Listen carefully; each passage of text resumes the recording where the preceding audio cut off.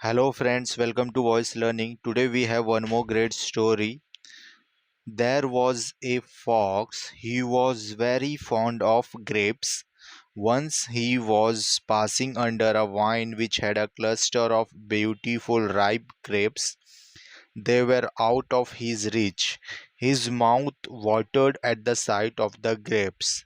Oh, I wish I could eat these sweet grapes, thought the fox. He decided to get them and took a jump, but he could not succeed. Again and again he tried to reach the grapes, but no, every leap proved just a little short. At last he got tired and decided to give up.